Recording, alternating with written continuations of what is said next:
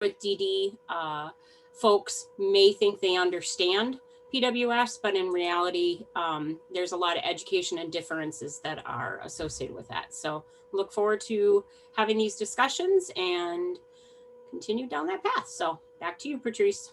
Excellent, thank you. Any of the panelists want to comment on that before we open this up to the participants? No, I think too, not only do we have to start thinking about PWS and those rights restrictions that we have in terms of regulatory, but we also have to look at maybe some of the outside accreditations that we do. If you look at some like CARF or CQL or things like that, you know, how are we going to manage those in a PWS environment? And the same with as we start to look at maybe some of the outcomes as more and more states and more services move towards managed care, how are we going to integrate those into making sure that the health and safety concerns of our individuals with Prader-Willi syndrome are taken into account? And so, you know, it's not only regulation, but and again, things like CQL are things we seek out, and you know, how are we going to manage that? And you just have to give it a little extra thought. Absolutely. So for their participants, for the attendees here, what have people done as far as training and advocacy when people, whether it be your state licensing board, or families of other people that are living in the home, if you're in a mixed home, what do you do to advocate for the people that you're serving with PWS? How do you get it through to people that this is such an extreme need that can't be compromised? Sarah, your hand is raised. And is there a way, Stacey, are you on? Is there a way to just unmute everyone so we can have a conversation without having to ask to unmute every time? Sure can. Awesome, thanks, Stacey. Thanks, Stacey. Okay, Sarah, go ahead.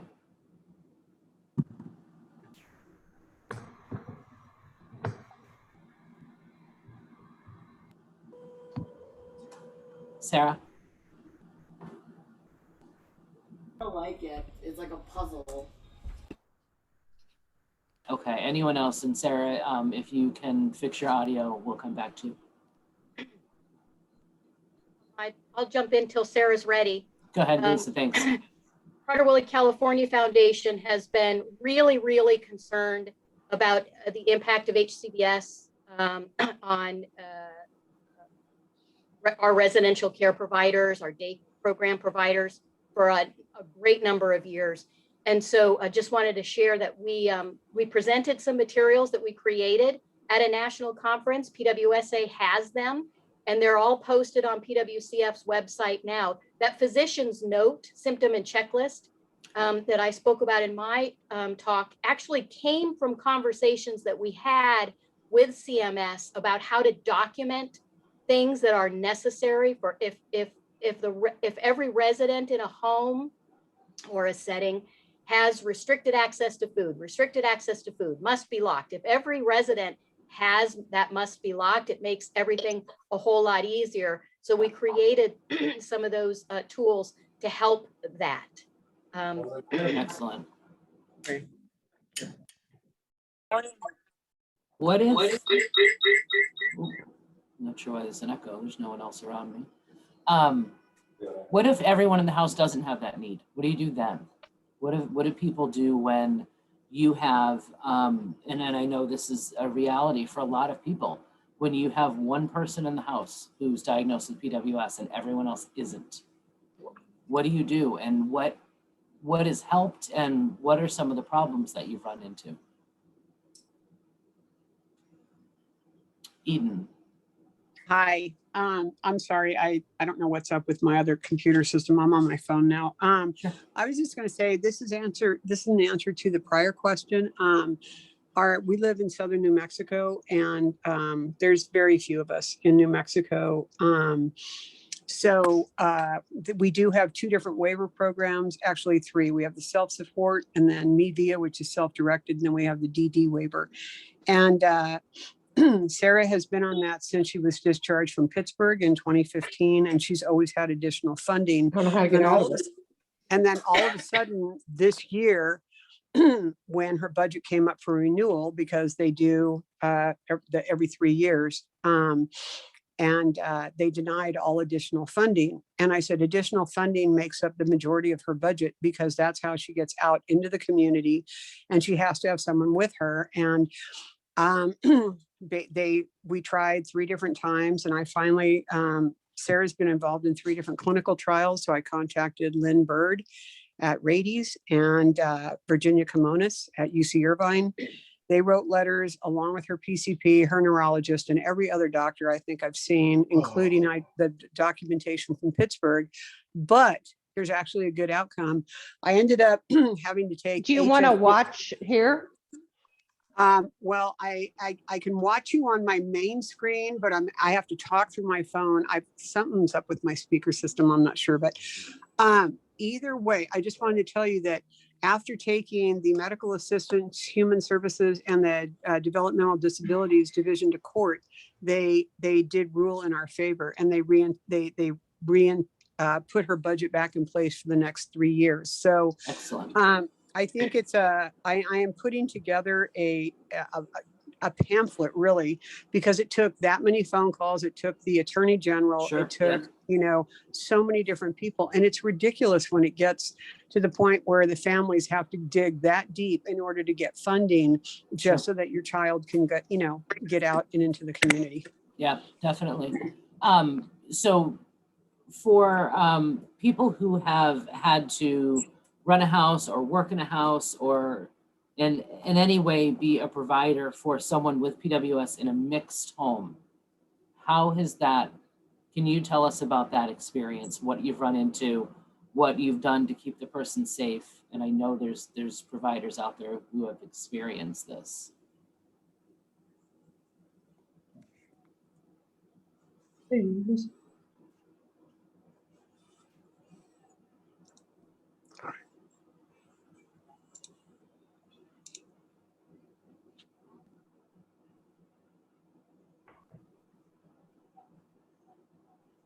Well, I will speak, even though we don't provide services to individual, all we do is PWS, but I know that in conversations that sometimes providers can get the other individuals or the guardians to sign off and saying that it's okay to have some food restrictions because their friend, their housemate needs this, just as what Mary Kay was talking about, just the same as like you need a ramp. That type of thing, that they're able to provide that security and then just document that. And I know documentation and service plans is critical, and that is within the federal regulations that state if it's identified very clearly in the service plan of what the type of restrictions that you're putting into place, that in Wisconsin, we call it an individual service plan. It might be a person-centered plan. It might be a plan of service, whatever your acronym is in your state or your area. But that is sometimes how providers have gotten around that. It'd be interesting to hear from other providers, though, that are dealing with that, because it's good. Yeah, and it's happening. We know that it's happening because there are places where there aren't simply enough people with diagnosis to make a house. So we know that agencies are doing this. There may be some use to hearing about success stories, because we actually don't hear a lot of success stories when it's a mixed program. Right. BJ, have you seen anything that's worked yet? I have to agree with Marguerite. Yeah, getting the other families to sign off, or working harder to create homes where, if not all Prader-Willi syndrome, you've got someone who has other medically related needs that call for similar restrictions, and that takes an agency, a little more manipulation. But you're talking about a 4-bedroom and at home you have a diabetic or a person with autism who's a food seeker, and then the person with Prader-Willi, or in one program I'm working with in California, where there's one individual with Prader-Willi syndrome. The others who are living there are more disabled physically and medically. So it's not really a conflict to have those security systems in place. So I often think providers need to think harder about who they put together, particularly in those states where there's so few of us. But I think there's other syndromes that have obesity as a feature, food seeking as a feature. And maybe we need to dig a little deeper and help put those people together, or just people who are morbidly obese because of poor care. That's been my experience. Thank you. And Nicole, you run a mixed house, or you have a mixed house. Do you want to talk to us about that? Sure. I'm from Illinois. We operate a SILA. We're the fourth SILA in Illinois to offer services for Prader-Willi syndrome. We've been open, will be 3 years. It was 3 years in May. So we do have a mixed house. We're currently serving 3 individuals with Prader-Willi and 1 individual who is on a G-tube. So the food didn't really pertain to him. So it's worked really well. The individuals enjoy having him there. He's a little bit more hands-on, and so they enjoy the care factor, and he enjoys going and watching them in the exercise room and cheering them on while they exercise. So it's worked really well. I just had another conversation about moving another person into that house because I thought it would be a good fit who doesn't have Prader-Willi syndrome. But I think would be a good fit with those individuals there. But you hit that right on the head, saying, you need to get the right individuals in the home. So for us to be able to do that, we have some house rules that we just have everybody sign. We have guardian approval, of course, to have the food restrictions. We also have garbage cans locked. There's lots of restrictions in that house, of course, as all of you know. So we just get guardian approval for all of that. We run it through our human rights. Quarterly, we run that through. And then we have restriction consents that guardians sign as well. And then it's heavily documented in the implementation strategies, which are our ISPs or, in Illinois. But it's worked for us. It's definitely a puzzle of us trying to figure out who's going to work well, but it's working. And, we're excited. We're still so new to this, the Prader-Willi syndrome organizations, but it's been a fun ride for us, and we're thoroughly enjoying what we're able to do. And it's been fun to watch it come together and, be successful. So. Excellent. Thank you, Nicole. Does anyone on the panel have any follow-up questions for Nicole? Nicole, I just want to comment. You mentioned getting the parents' approval. I think sometimes when we present a Prader-Willi program to non-Prader-Willi families, we talk about rights restrictions, and we're so focused on the negative. I think we could present that differently in this house. In fact, even with the Prader-Willi, all Prader-Willi house, you still have to defend what you're doing if it's a waiver house.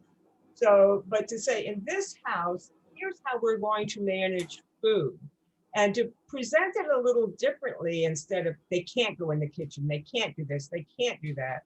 And the truth is, even with our Prader-Willi folks, we do incremental changes for individuals. Some individuals can stand in the breakfast nook that you have outside the kitchen and make their cereal because it's pre-portioned.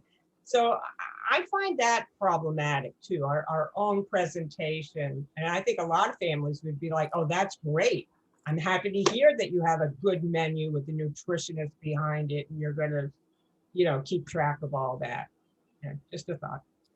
I have a question. Thanks, BJ. I have a question for those providers out there that have, again, the commingled homes. If you don't,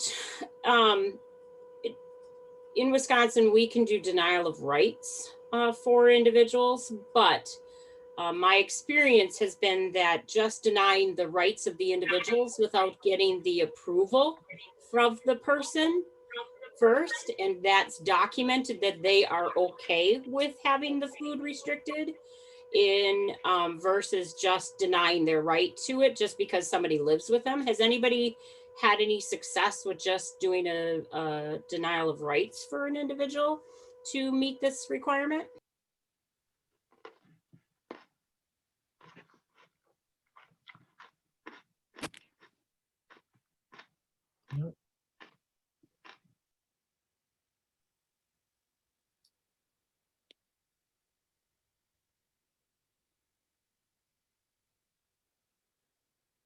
Patrice, I just wanted to chime in. Sure. So I'm Barb Drodis, and I am the older sibling of a brother with PWS. And I also work for New Hampshire START. I'm the clinical director for New Hampshire START. I don't know if any of you know the program. And so we don't have too much success in New Hampshire, as BJ probably knows, in placing folks with Prader-Willi syndrome residentially. So a lot of folks are living with their families and not necessarily doing well. And they're kind of trying enhanced family care models, which is really big here in New Hampshire, with some success, some not. But what I run as part of my program is a therapeutic milieu. It's a 6-bed program where people of any disability can come and stay either for a planned stay of a few days or for up to 30 days. And we've had folks with PWS come for a short period of time.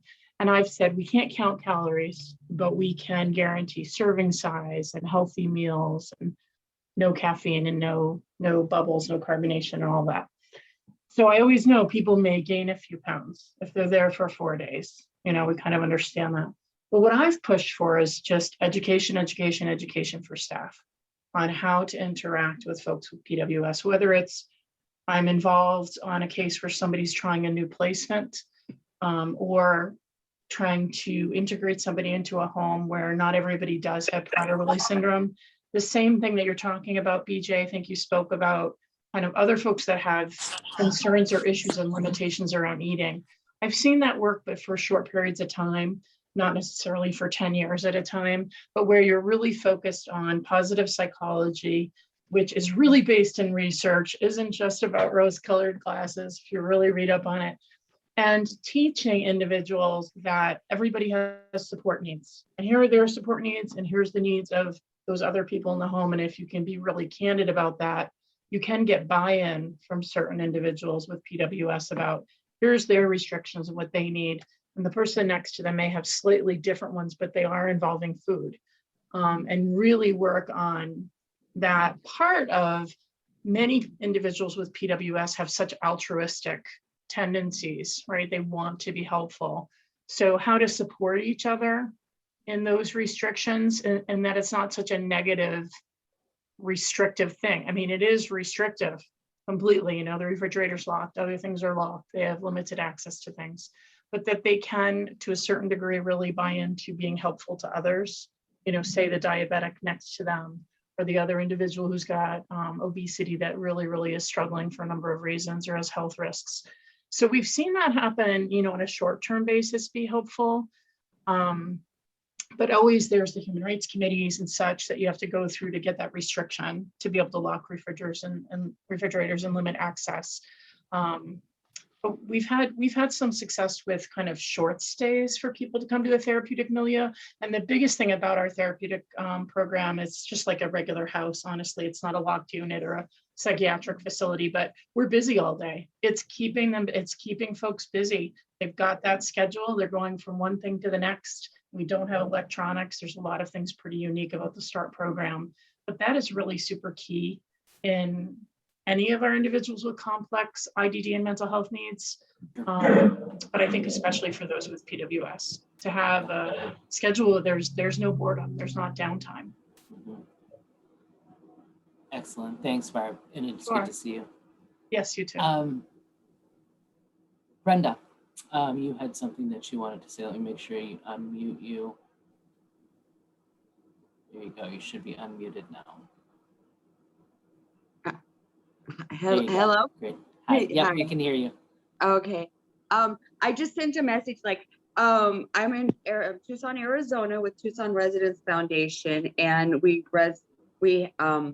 have a variety of residentials, and we do serve many individuals with PWS. And the key is making sure that they are with another individual with PWS, because they do think similar, they understand each other, they are compassionate with one another.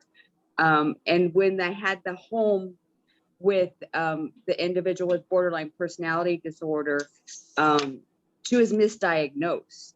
They kept saying that she was an individual with PWS, and we're like, but she is not.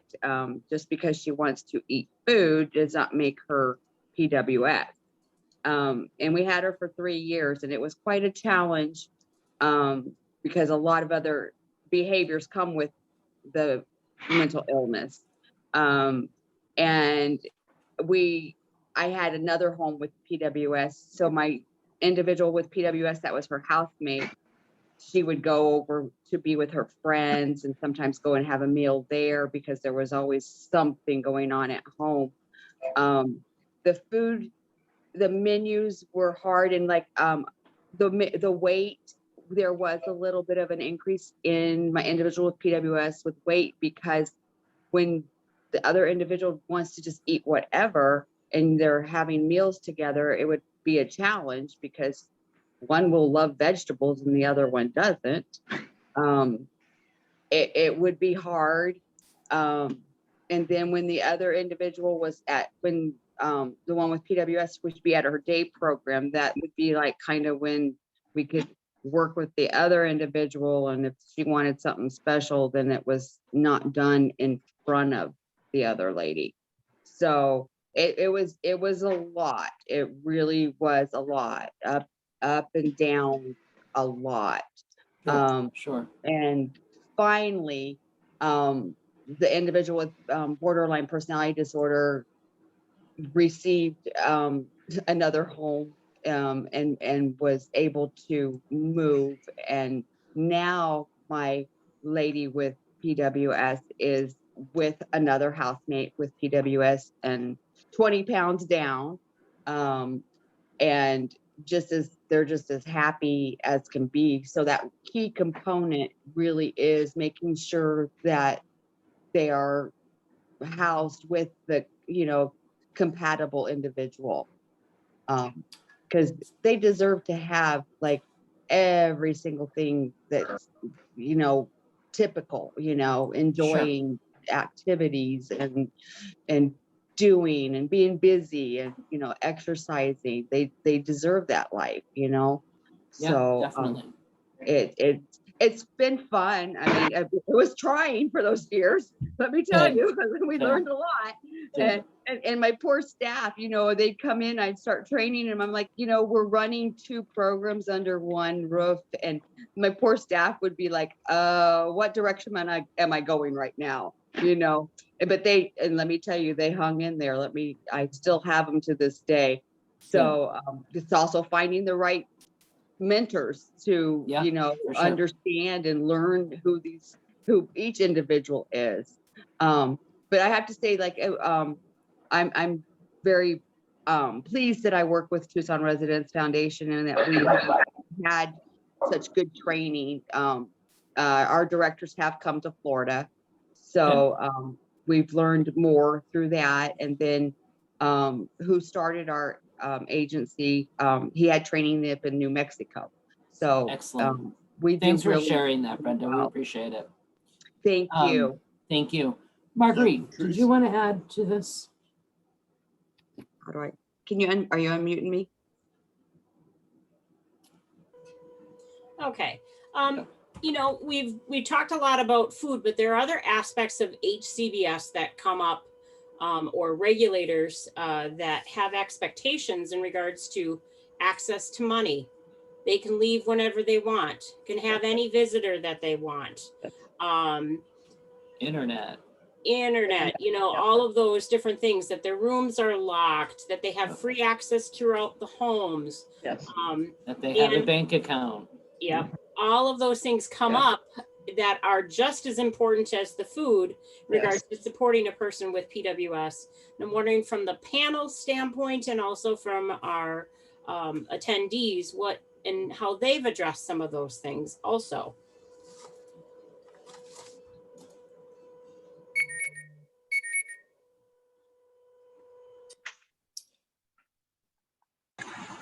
All right. Solved it.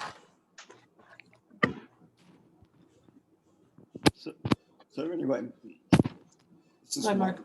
Yeah, one of the cardinal rules that we have in our program is that we try not to make rules if you don't, unless there's a good reason for it. And it usually comes down to health and safety.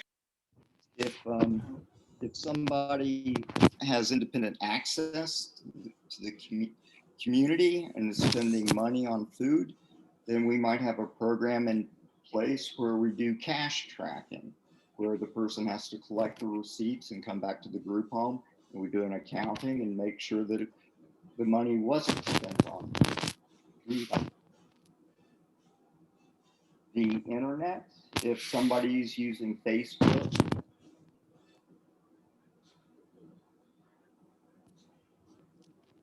Mark, we've lost you. We lost your audio, Mark. Oh, yeah, yeah.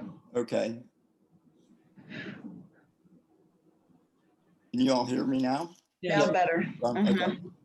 So, but if somebody's engaging in dangerous behavior, like giving out their home address or setting up rendezvous or posting nude pictures, I think there's a pretty reasonable case that can be made that that's dangerous behavior. If we've caught somebody going out to meet somebody. And so for us, that all falls in the area of health and safety. And we put it in their behavior plans. We run it past the human rights advocacy boards.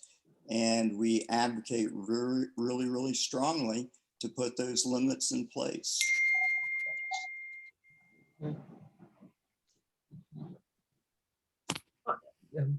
Go ahead, BJ, go for it. Mark, that makes total sense because it's individualizing services. And of course, that's what we should always do all of the time. Question though, when you start out, do you start out without any of those restrictions and then wait till people get in trouble? Or do you have any boundaries as they enter the program and then you try and expand those boundaries? Well, it's kind of a moving target right now, but usually we start off with all the restrictions in place, with the food restrictions, and then we loosen up as we go. Yeah. Yeah, I always say it's easier to loosen up than tighten up. Yep. Yeah. And it doesn't take long to figure out. No, it doesn't. Right. Getting back to something that Marguerite said in the beginning, what have people done to make sure that you're keeping people safe and still listening to their wishes, allowing them to grow, allowing them to take risks? What do people do in those situations where you know you have to keep this person safe, but you also know that they have all sorts of personal goals and wishes and wants? How do you make sure that you're taking care of both of those?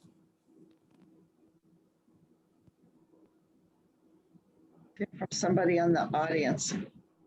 There's lots of providers out there that haven't been able to speak. Hi, my name is Alycia. I have a question for Mark, and then I can speak to this question here as well. So Mark, you're kind of talking about the importance of ensuring individualized justification as you're doing rights restrictions. I'm in Utah, and we have the settings rule that also requires any restriction, and this is just kind of ethical, but any restriction is time-based, time-sensitive, right? Yep. The person's able to, this restriction's removed after so long without this behavior of concern, et cetera. So one thing I've really struggled with, somebody that is diagnosed with Prader-Willi syndrome, like it doesn't seem appropriate to say once this person goes 12 months without engaging in food seeking, this restriction is going to be removed because the food security is there, and like that's just never going to be a thing. And so when we talk about those plans to restore, what have you done that's been ethical and make sense for somebody diagnosed with Prader-Willi syndrome? Right.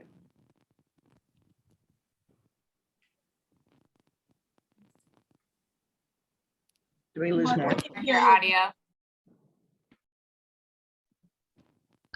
Hi, this is Lily Darnell. I'm the clinical director at the ARC of Alachua County.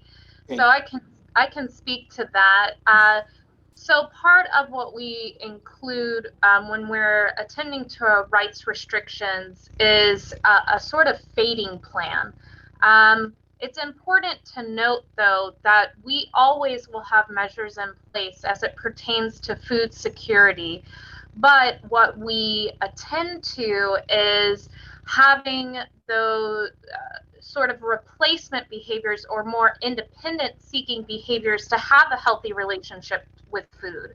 So luckily we're very fortunate in our region that we have a behavior analytic board that understands the severity of a PWS program and the needs to attend to, in the sense that it can be an extremely low frequency behavior with very high intensity consequences. Right. So we always make mention of that and address that, but part of what we help to provide through behavior analysis is the opportunities for a successful, healthy relationship around food. Some of those examples include independent meal preparation, meal planning, really giving the individual choice and autonomy when it comes to those behaviors, so we can help them feel empowered for making healthy choices. So it is a fine line, but part of what we do on the clinical side and the behavior analytics side is to really stress that these are behaviors that we're always going to be monitoring for, because they can have such intensive consequences if we let it up. But we try to provide those more appropriate replacement behaviors as well. Hey, Lily. So, go ahead, Margaret. Yep, I just have a question, Lily, just because this comes up frequently, and I thought I'd ask, since the panel is, or the group is a little quiet, is so in this environment where you have individual testing out their skill sets, their independence, how do you do that in a group setting environment? Does it cause anxiety for the other individuals? Are they doing the prep for everybody? Are they doing it for themselves? How do you address the implications to group living for others with PWS? That's a great question. So we attend to similar skill sets. We have so these goals are independent of the person, and they are in relation to that individual person. So how it normally shakes out to is we'll have a designated night. That day of the week is that individual's day to make and prepare their own food. It's not for the house. It's it's individualized, and it's here at our program, it's a very normalized sort of behavior. Oh, you're doing independent meal prep. That's great. Okay, cool. Well, I'm working towards that, or my day's on Wednesday. So it is just kind of this facet of the program that goes hand in hand. People enjoy their independent meal prep. They enjoy doing that. So they're always kind of striving for that next level of independence. So that's typically how we do it here. And we don't see that it causes issues. It's very normalized. Oh, that's Lily's day to be in the kitchen. Great. And they get a lot of peer support. And what did you make? Oh, can you help me find a recipe? That sort of thing. So it also fosters pro-social sort of behaviors amongst the clients here.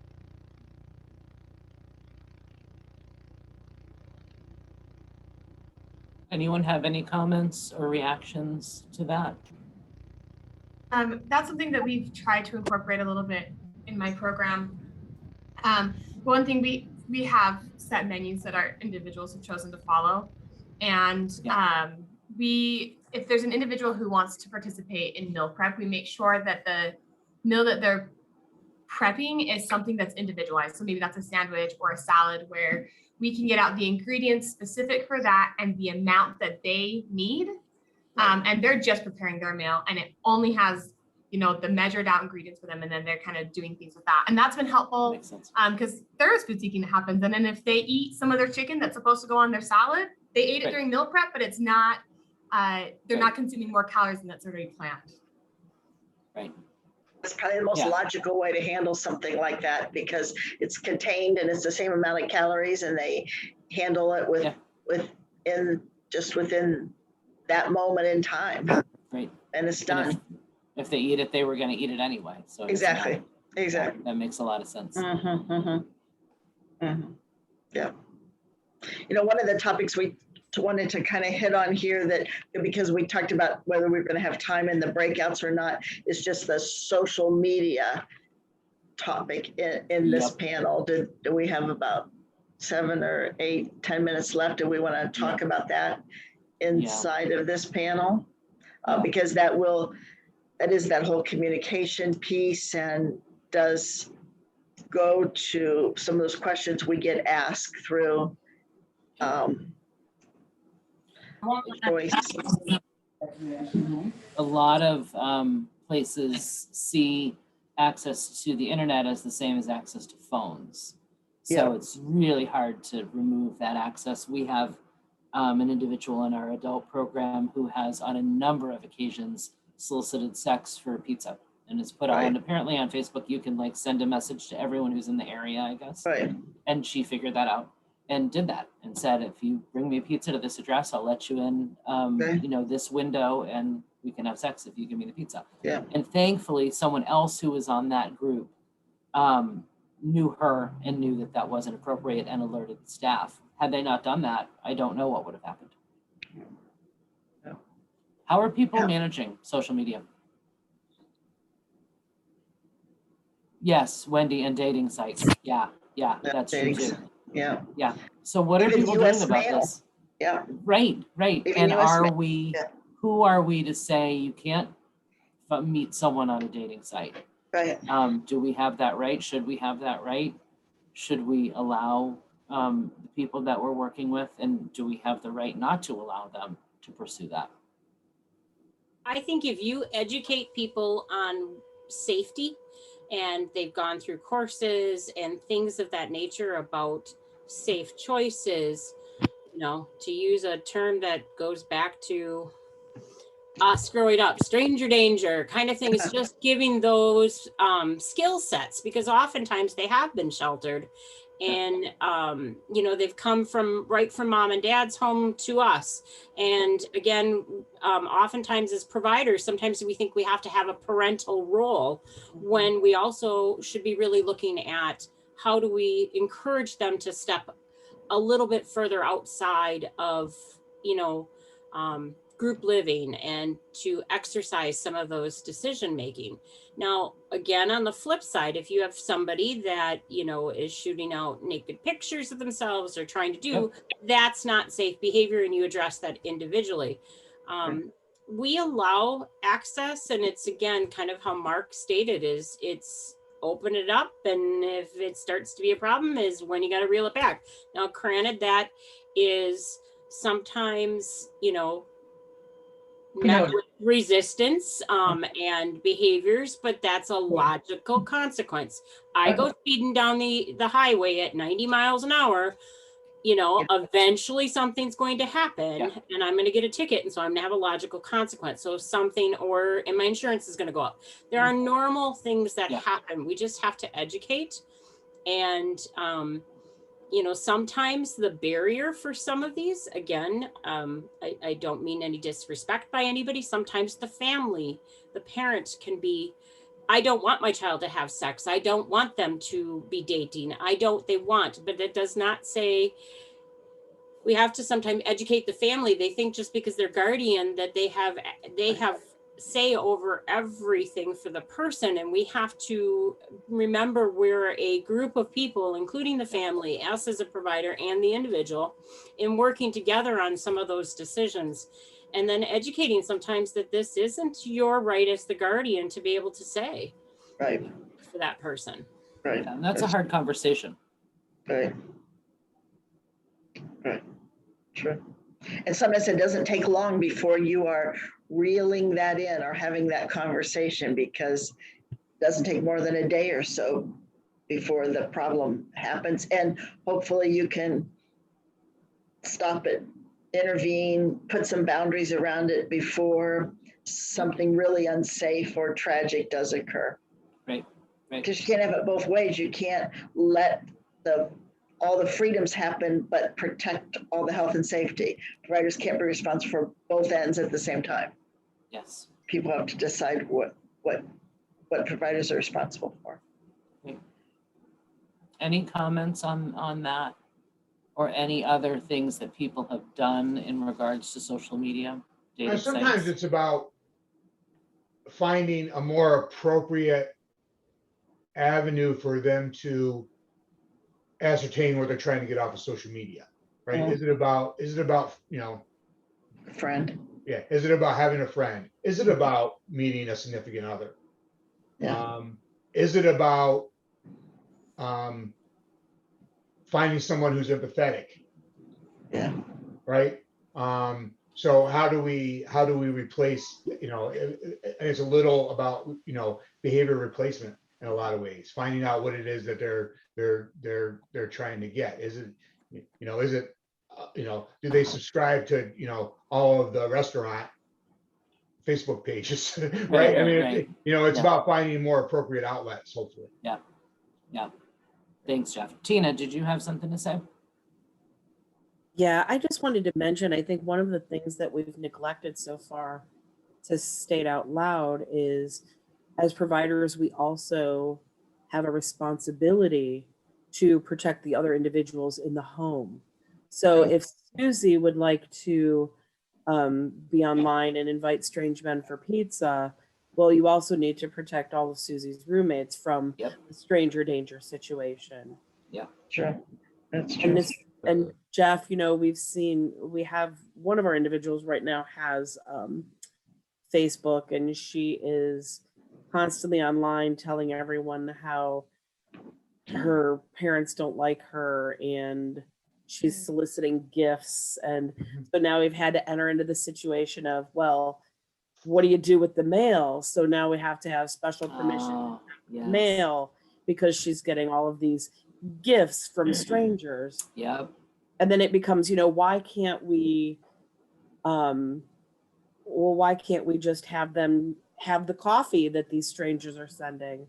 Yes. And at one point, you realize, like, if you do that, you've just given 5 or however many people access to coffee that very well could be tainted. Right. You walk into a group home full of dead people. Yeah. As a provider, that's terrifying. Yeah. I'll shut up now. No, it was a really good point. We appreciate it. This is something that comes up all the time, and something that, and as Wendy had sent a chat that said this could be its own session, and it absolutely could. Yeah. So this is something that we as the provider board talk about often, and think of different ways to help with this. One of the things that we've done is set up, you can set up group chat rooms that someone can monitor. You can do that as kind of an exercise into going out into the bigger social media world. We are just about wrapped up with this session, and I just wanted to let people know that the next session at 4:30 is our breakout sessions, and this is for providers only. No offense to any families, but it's the one time we get every couple of years to just sit as providers and talk to each other. So we ask that only providers join. The group sessions will go from 4:30 to 6. And we will just meet as a provider group and talk about some things that have come up during COVID, some things about behaviors. It's going to be a pretty cool group chat session. So we invite all of the providers to join that. If anyone on the board or anyone as an attendee has any final words, we do have 2 minutes left. But I appreciate everybody's time today. This was a nice session. See, Trish, I Yeah. had a quick comment about the HCBS standards. And one of them that was a good outcome for our agency was that when we would open up new programs and new homes, a lot of times we would move people around without maybe getting enough consent to take their Yep. interest at heart. And we were opening up a new home and we had approached people about moving, and we had a bunch of moves set up that were each one was based on another one. We had a whole series of things that had to happen, and we had a young man that had agreed to move from one home to another, and the day that we were to, all the moves were to take place, he said he changed his mind and he didn't want to move. Yep. Well, he signed a lease. It's his home. We can't move him. Right. And so Right. we had to go out and figure out a different plan. Sure. Yeah, it's a good point. There's some of the things actually did have a positive effect.